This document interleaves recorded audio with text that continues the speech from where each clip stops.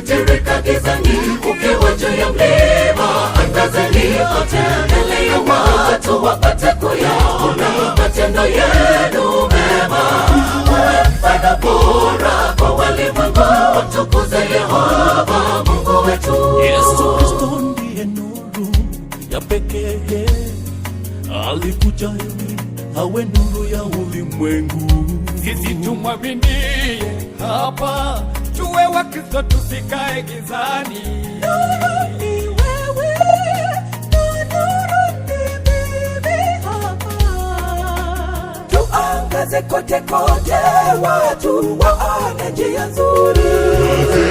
Taa zenu ziwashwe sawasawa, ziwekwe juu yake amani nuru, nazo zikiang'aa ulimwenguni ziangaze kwa wote.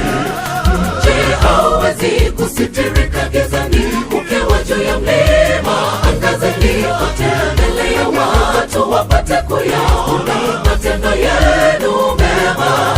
Uwe mfano bora kwa walimwengu, wamtukuze Yehova Mungu wetu. Taa zenu ziwashwe sawasawa, ziwekwe juu yake amani nuru, nazo zikiang'aa ulimwenguni ziangaze kwa wote.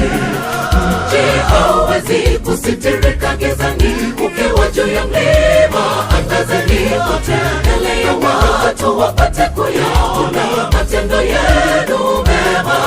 Uwe mfano bora kwa walimwengu, wamtukuze Yehova Mungu wetu. Pale alipomtokea Sauli, alijidhihirisha ndani ya nuru Yesu.